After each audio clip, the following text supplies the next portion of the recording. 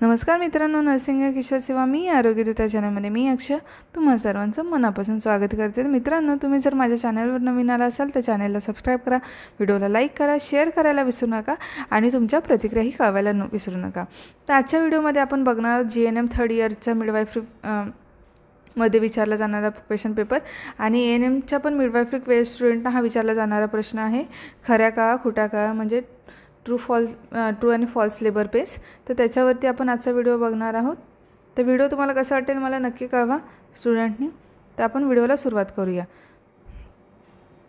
खोट्या काळा आणि खऱ्या काळा याच्यातला डिफरन्स आहे। तर खोट्या काळा काय असतात, ओटी पोटापुरतेच मर्यादित असतात। खोट्या काळा ज्या लेबर पेन्स येतात, ज्या लेबर पेन्स असतात त्या पोटापुरतेच मर्यादित असतात, ओटी पोटापुरती।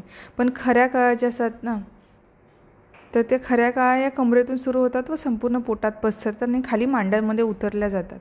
ज्या खऱ्या काळा असतात त्या काय कमरेतून सुरू होतात, कमरेत दुखतं बघा, आणि खोट्या काळा असतात त्या पोटापुरत्याच ओटी पोटापुरत्याच दुखतात। तर खऱ्या काळा कमरेतून सुरू होतात, संपूर्ण पोटात पसरतात आणि खाली मांड्यांपर्यंत उतरतात। दुसरं काय आहे, खोट्या काळ्या मंद स्वरूपाच्या ते सतत असतात। खोट्या काळ्या मंद स्वरूपाच्या असतात आणि सतत असतात, पण खऱ्या काळ्या तीव्र असतात, एकदम म्हणजे हे असतात आणि थोडा वेळ टिकून राहतात आणि विरून जातात। या तीव्र असतात, थोडा वेळ टिकतात आणि मग निघून जातात, थोडा वेळ येतात। त्याच्यानंतर खोट्या काळ्या लयबद्ध नसतात। खोट्या काळ्या कशा आहेत तर लयबद्ध नसतात, पण खऱ्या काळ्या या काय असतात तर लयबद्ध असतात।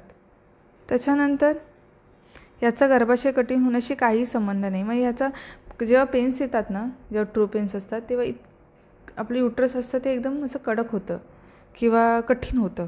तर याचा म्हणजे ज्या फॉल्स लेबर पेन्स आहेत त्याच्यामध्ये गर्भाशय कठीण होण्याशी काही संबंध नाही, पण या थोड्या वेळाने येतात। खऱ्या काळांच्या वेळी गर्भाशय जोरदारपणे आकुंचन पावल्याने कठीण लागतो। यावेळेला या खऱ्या काळांमध्ये काय होतं तर गर्भाशय आहे ते कठीण लागतं। जेव्हा तुम्ही हात लावाल किंवा डिलिव्हरी ते म्हणजे वॉर्डमध्ये काम कराल तेव्हा तुम्ही बघाल खोट्या काळाचं म्हणजे समजलं तुम्हाला सांगितलं, पण खऱ्या जेव्हा पेन्स असतात तेव्हा काय होतं, गर्भाशय असतं ते कडक लागतं, एकदम कडक होतं, ओके, कठीण लागतं किंवा।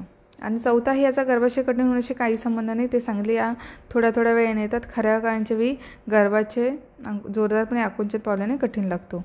यांच्यामुळे सर्विक्सचे डायलेटेशन होत नाही। आपल्याला बेबी नॉर्मल डिलिव्हरी करायची असेल तर युट्रसचं डायलेटेशन व्हावं लागतं, म्हणजे सर्विक्सचं डायलेटेशन व्हावं लागतं। 1 फिंगर 2 फिंगर 3 फिंगर असं आपण डायलेटेशन फिंगर्समध्ये सांगतो किंवा आपण फिंगर्सनी चेक करतो। पण याच्यामुळे काय होतं, सर्विक्सचे डायलेटेशन होते, पण ह्या ज्या पेन्स येतात त्याच्यामध्ये काय होतं, सर्विक्सचं डायलेटेशन होतं, डायलेट होतं। 6 या एनिमा दिल्यानंतर नाहीशा होतात। मग एनिमा दिल्या की ह्या ज्या खोट्या काळ्या त्या नाहीशा होतात, पण एनिमा दिल्यानंतर वाढतात। एनिमा दिल्यानंतर काय होतात, खऱ्या काळ्या वाढायला सुरुवात होते।